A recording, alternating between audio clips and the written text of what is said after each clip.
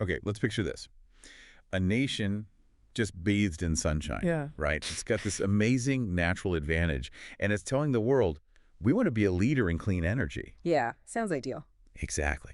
But then picture that same nation, despite all that potential, is somehow um, crippled by its own internal policy mistakes. Yeah. It leaves the whole energy sector just fragile, totally exposed. And that's Sri Lanka. That's the paradox we're looking at today. Right, their situation has made their energy system incredibly vulnerable to things happening outside their borders. Yeah. So our mission here in this deep dive is to really unpack the sources you sent over.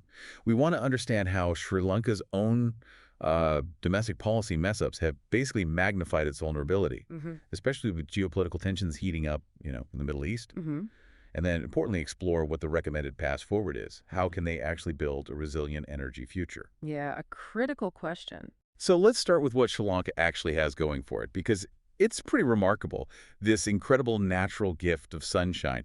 You'd think, well, that's an easy win, isn't it? A real head start. It absolutely should be. I mean, Sri Lanka is uniquely positioned. Being near the equator means it gets tons of really consistent sunlight all year round. Right. The data we looked at, the global horizontal irradiance, or GHI, it's consistently high right across the island. That's a massive, massive natural advantage for solar power. And they've definitely seen this potential, setting some incredibly ambitious national targets. They're talking 70% of electricity from renewables by 2030. Wow, that's soon. Yeah, and full carbon neutrality by 2050, though some officials are apparently even pushing for 2040. And look, these aren't just vague hopes. These are actual pledges, written into their international climate commitments, like their NDCs under the Paris Agreement. They're nationally determined contributions, yeah. Exactly. And they're laid out in national plans, too, like their Climate Prosperity Plan and the Long-Term Generation Expansion Plan. And, this ambition did lead to some real, albeit maybe modest, progress initially. By the end of 2023, installed solar capacity hit nearly a gigawatt. Sorry. And rooftop solar was a big part of that, over 750 megawatts by early 2024. That's something like 120,000 separate systems. And it kept climbing, hitting over 1,700 megawatts of rooftop solar by May this year. So there was momentum. Yeah. And they've got some big projects, too, right? Some already running, some planned. That's right. There's the 100-megawatt Sambalindua Solar Hub. There's a 120-megawatt project, the Sampur Solar Power Project, which is a collaboration with India's NTPC. Okay. There's an existing 20-megawatt station, Labs Solar, that's been contributing. And quite strategically, they're looking into floating solar big plans there, like a 700-megawatt project at Punakari Tank, plus some smaller pilot projects launched earlier this year on other reservoirs. But here's where it gets really interesting and kind of frustrating. You have this ambition, you have some real progress, but the sources are saying the policy environment that actually allowed that growth is now actively tearing it down. Huh. What exactly happened? You've nailed the paradox. 2024, based on our sources, seems to be this period of just profound policy self-sabotage. People are calling it policy whiplash. Whiplash, yeah. And it's basically, in the words of people in the industry, made the whole sector effectively unbankable.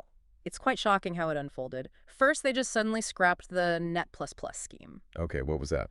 Well, it was a pretty clever incentive, actually. It paid businesses quite generously for any extra solar power they generated beyond their own needs and sent back to the grid, killing it overnight. Well, it crippled the return on investment for a lot of developers. Okay, that's one hit. Then came this drastic cut to the feed-in tariff, the FIT. The government slashed the payment rate for solar power by a huge 35% from LKR 42 per kilowatt hour down to just LKR 27. And crucially, with zero industry consultation. Just boom, it happened.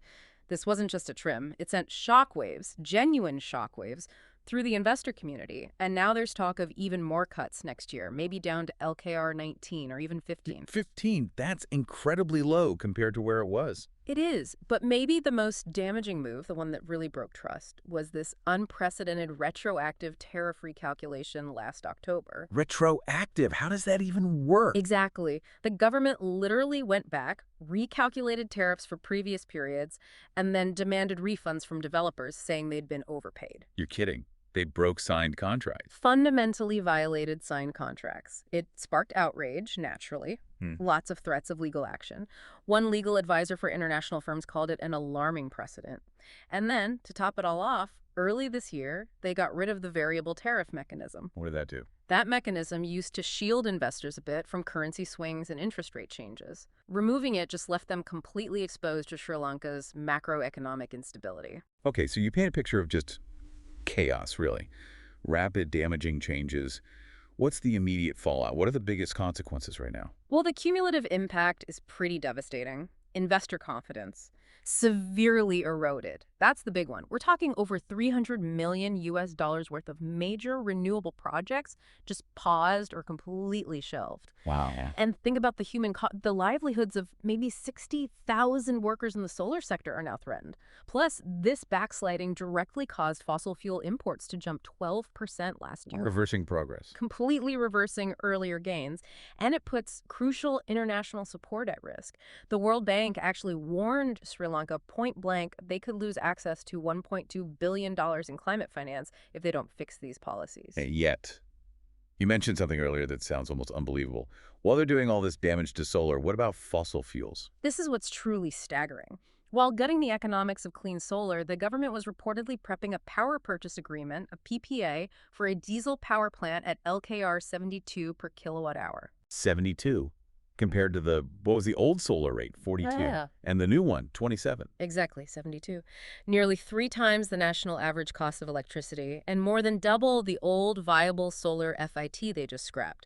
It's such a stark contrast. It really points towards, well, what some sources call a deliberate strategic pivot. Or just profound governance failure. Profound governance failure, absolutely. And it fuels those accusations you hear about a powerful fossil fuel lobby or a diesel mafia that benefits from expensive thermal power. Okay, so those are the really sharp recent policy failures. But Sri Lanka also faces some longer-term, maybe more systemic issues holding back renewables, right? This sort of triad of hurdles. Indeed. These are problems that have been around for a while. First, there's the whole issue of grid instability and the lack of storage. You often hear the national grid cited as a barrier. It can't handle intermittent solar. Right. Too much sunshine breaks the grid. Exactly. And we even saw the CEB, the Ceylon Electricity Board, ask big solar producers to actually switch off their systems back in April to prevent blackouts. But the sources we looked at suggest this narrative is a bit misleading. How so?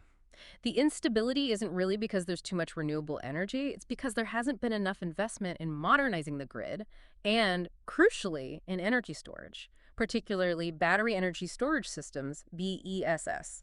Big batteries, basically. To smooth out the supply. Precisely. And this is despite their own long-term generation plan calling for 300 megawatts of BESS by the end of this year.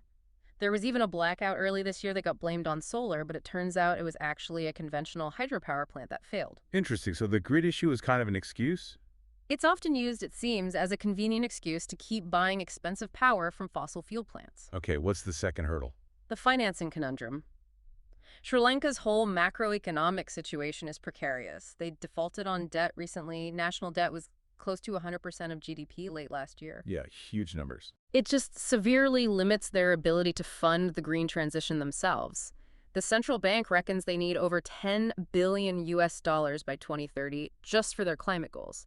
Now, multilateral banks like the World Bank are offering support. There's $150 million program designed to leverage private money. Okay. But with all this policy instability we just talked about, it makes it incredibly difficult, almost impossible, to attract the necessary private investment at the scale they actually need. Right. The money won't flow if the rules keep changing. And the third hurdle. Land. The land acquisition bottleneck. Getting hold of large areas needed for big utility-scale solar or wind projects is notoriously slow and complicated in Sri Lanka. Why is that? It's largely down to this really old Land Acquisition Act from 1950. It's just not fit for purpose. Now, there were amendments proposed earlier this year, and they are exploring floating solar on reservoirs, which has huge potential, maybe over 3,000 megawatts. That avoids the land issue somewhat. It does. But these inherent difficulties in getting land are often, as our sources put it, actively exploited. They become pillars supporting the argument to just maintain the status quo, which is often profitable for some, but totally unsustainable for the country. So internal policy chaos, grid issues, finance trouble, land problems. And all of this makes Sri Lanka incredibly fragile when facing pressure from outside. Let's shift focus now to that external threat, the geopolitical situation that could really push things over the edge. Yeah, it's quite sobering when you connect the dots. Sri Lanka's energy security is deeply, deeply tied to events happening thousands of miles away, specifically the Strait of Hormuz, The big oil choke point. the world's most important one. Roughly a fifth of all global oil supplies, plus a huge chunk of LNG, passes through that narrow strait every single day. And the conflict between Israel and Iran, which really escalated back in June, Mm-hmm. that puts that whole area at risk, right? It's extreme risk. Hmm. Now, a full blockade, probably unlikely. But even smaller disruptions, like attacks on shipping or higher insurance costs, can send chaos through energy markets. We already saw Brent crude jump 7–10% right after the escalation. To around 74, $78 a barrel. Yes, and market analysts are talking about prices possibly surging past $90, maybe even hitting $130 in a worst-case scenario if the strait actually closed. Wow. And for Sri Lanka, this is a double whammy. Exactly. It's not just the direct price of crude oil going up, it's the ripple effect through the whole supply chain. Shipping insurance costs, freight rates, they skyrocket immediately. We saw the Baltic Dry Index, a key shipping cost measure, jump nearly 10% in a single day after that recent escalation. Right. So for an island nation like Sri Lanka with basically zero fossil fuels of its own, they just become a price taker. They have to pay whatever the global crisis dictates, even though they had no part in creating it. That sounds incredibly vulnerable. Yeah. Especially when you look at how much they actually depend on fossil fuels right now. The numbers are stark. Oil and coal together. Over half, 54% of their total primary energy supply, just a couple years back. And in the electricity sector alone, fossil fuels generated fully 50% of all their power last year. Half their electricity. Half. Even with good hydropower generation, thermal plants, oil and coal still provided over a quarter of their electricity as recently as this June. And what does that dependency cost them in actual dollars? It's a crippling economic burden. Last year, 2024, their fuel import bill hit nearly 4.3 billion US dollars. Billion. That one category, fuel imports, ate up a massive 23% of their entire import spending. Think about that, nearly a quarter of everything they bought from overseas was just fuel. Just to keep the lights on in 2023, they spent about $400 million on petroleum and nearly $500 million on coal. Close to $1 billion right there. And here's the really crazy part, tying back to the policy mess-ups. This dependency isn't getting smaller, is it? No, it's actually growing. As a direct result of those anti-renewable policy shifts in 2024, their fossil fuel imports jumped by 12% that year. Unbelievable. It's not just bad economics, it's a massive national security failure. They're actively driving the country deeper into reliance on imported fossil fuels precisely when the global risks related to those fuels are shooting up. So, connecting this back to their fragile economy, what happens if there's a sustained oil price shock, like that $90 or $130 barrel scenario? For Sri Lanka's economy, still recovering from the recent crisis, it would be systemic. Financial analysts estimate that just a 10% sustained rise in global fuel prices would add another $400 million plus to their annual import bill. $400 million just from a 10% hike. Yes. And that alone would eat up over 6% of their foreign reserves, which were only just over $6 billion back in April. They've got a huge bond payment, $1 billion, due this July. They simply don't have the buffer to absorb that kind of shock without facing another severe crisis. So bring this down to the ground level. Yeah. If that crisis hits, what does it mean for ordinary people in Sri Lanka? What's the day-to-day impact? It would trigger this devastating economic cascade hitting every single household. First, you'd get rampant inflation. Fuel costs feed into everything: transport, electricity, food, manufacturing. Costs go up across the board. The central bank faces an impossible choice. Okay, inflation. What else? Second, major parts of the economy would just seize up. Manufacturing, exports, farming, tourism, all these key engines rely on energy and transport. Soaring costs would stall them. Third, and maybe most worryingly, you'd see terrible household hardship and likely social unrest. Like 2022 again? Exactly the conditions. Rapidly rising prices for basic goods, people's real incomes falling, potential mass layoffs. It's the recipe for the kind of widespread protests we saw back then. And finally, you'd almost certainly see a return to those awful, debilitating power cuts. Because they just can't afford the fuel. Right. Unable to finance those super expensive fuel imports, the government would have to choose: drain the already low reserves faster, or just not buy enough fuel. That inevitably leads back to hours-long power cuts every day, paralyzing daily life in the economy, just like in 2022. Even if officials say they have fuel stocks for a couple of months. Sure, they might cite stocks for 2, maybe 2.5 months and talk about alternative suppliers. But those are just short-term fixes, band-aids. The underlying dynamic is this dangerous feedback loop. Domestic policy failures make them vulnerable to external shocks. Right. And those shocks then destroy the financial capacity they need to actually fund the long-term solution, which is building the renewable projects that would finally break this cycle of dependency. It paints a pretty bleak picture, but it feels like it doesn't have to be this way, right? Yeah. Surely other countries have faced similar challenges and found a path forward. Are there lessons Sri Lanka can learn from elsewhere? Absolutely. It's easy to feel overwhelmed, but Sri Lanka's situation isn't unique and it's definitely not inescapable. Let's look at a few examples. Take the Philippines, another island nation. They really prioritized creating a stable, predictable legal environment for renewable. How do they do that? Through their Renewable Energy Act back in 2008, it set out clear policies, transparent feed-in tariffs, and ambitious, but importantly, credible targets like aiming for 35% renewables by 2030. The big lesson for Sri Lanka there is just the absolute necessity of policy stability that's locked into law, something that insulates the sector from shifting political winds and makes investors feel secure. Okay, stability from the Philippines. What else? Then you have Greece, which is more of a cautionary tale, actually, about unbalanced growth. Greece went all in on building solar and wind. They have a target of 81% renewables by 2030, which is huge. Wow, yeah. But they failed to match that generation build-out with the necessary grid upgrades and energy storage. The result, overwhelmed grids, massive amounts of clean energy being curtailed, basically wasted because the grid couldn't take it, and serious grid stability problems. So build the renewables, but don't forget the grid to support them. Exactly. Greece is now scrambling, spending a fortune on battery storage to try and catch up. The lesson is crystal clear. You can't just focus on generation targets. Grid modernization and battery storage have to be equally urgent priorities right from the start. Makes sense. Any positive models that did both? Chile is a great example of integrated success. They leverage their amazing solar and wind resources with a really smart integrated strategy. They liberalize their energy market, set clear and steadily increasing renewable energy quotas, and this is key. They introduced a carbon tax early on. A carbon tax, how did that help? It made fossil fuels more expensive, making renewables the cheaper, more competitive option economically. And importantly, this whole strategy had broad, cross-party political consensus behind it, which gave it durability. So stability like the Philippines, grid integration unlike Greece, and market signals plus consensus like Chile. Precisely. The takeaway from Chile is that renewables can drive economic competitiveness, but it takes political will, that consensus for long-term policy stability, and using market tools like a carbon tax to make clean energy the clear winner.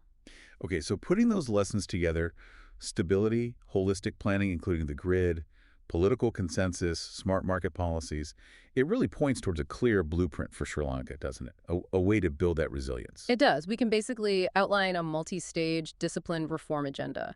First, you need some immediate policy imperatives. Think of it as the first 90 days just stopping the bleeding. Okay, what needs to happen right away? Immediately reverse those damaging 2024 policies. Bring back the net plus plus scheme. Restore a transparent, bankable feed-in tariff. And formally, publicly rescind that destructive retroactive tariff recalculation policy to rebuild trust. Undo the damage. Exactly. Also, strengthen the independence of the regulator, the PUCSL. Give it real teeth and guarantee its sole authority over setting tariffs and making key regulatory decisions free from political meddling. And finally, declare a formal, legally binding moratorium on any new coal or oil power plants. Signal definitively. The future is renewable. Right. Draw a line in the sand. Okay, that's the first 90 days. What comes next? Then you move into medium-term strategic investments, say over the next 2 years. This is about building the foundation. Launch a national grid modernization and storage initiative fast track, deploying at least those 300 megawatts of battery energy storage that are already in the plan. Go hard after World Bank and ADB financing for this. Tackle that grid bottleneck. Yes, and mandate transparent competitive auctions for all future power generation. Get the best prices, eliminate chances for corruption, and finally, tackle that land issue. Pass and actually implement those amendments to the 1950 Land Acquisition Act. Maybe set up a national land bank of pre-approved state land suitable for projects. Streamline the process. Okay, so immediate fixes, then build the foundation over 2 years. What's the long game? The long-term vision for energy security, looking out maybe 10 years, aiming for real independence. This is where you enact a legally binding Energy Security Act, like the Philippines and Chile did. A comprehensive law that locks in renewable targets, prioritizes Sri Lanka's own resources, and creates stable, long-term investment mechanisms immune to political cycles. Codify the whole strategy. Exactly. Also, strategically diversify beyond just solar. Develop Sri Lanka's significant wind potential, both onshore and offshore. Look at biomass. Right. And really push forward that critical grid interconnection with India. Spread the risk, increase the options. And finally, introduce a market-based carbon tax, like Chile's, on all fossil fuel imports. Make clean energy clearly the cheaper option. You could make it revenue neutral, give the money back to citizens as a carbon dividend, or use it to cut other taxes, ensuring public support. Use the market to drive the transition. That's a comprehensive plan. It addresses the key failures and leverages the lessons learned elsewhere. Well, we've certainly taken a deep dive today into Sri Lanka's energy crossroads, from that incredible solar potential down to the self-inflicted policy wounds, and now facing these looming geopolitical storms. It's clear the journey to energy security is complex and really urgent. Yeah, what really stands out, I think, from everything we've discussed and the sources we looked at is just how critically important a nation's internal policy choices are. They can either build genuine resilience or they can massively amplify vulnerabilities to external shocks. It's a stark choice. It is. And Sri Lanka, it has the natural resources. It even has the strategic blueprints laid out in its own plans. But the real challenge, as we've seen time and again, is just consistent, credible, and maybe most importantly, depoliticized implementation, following through. So, maybe a final thought for you, our listener, to consider. How often do these seemingly distant things, maybe a policy decision made in a capital city or the rumblings of a conflict far away, how often do they directly impact your daily life, your wallet, your economy, maybe even your future? And what vital role can that kind of strategic long-term planning, that consistency we talked about, play in shielding a nation, or maybe even us as individuals, from these kinds of unpredictable shocks? Something to think about. Definitely. Thank you for joining us on this deep dive.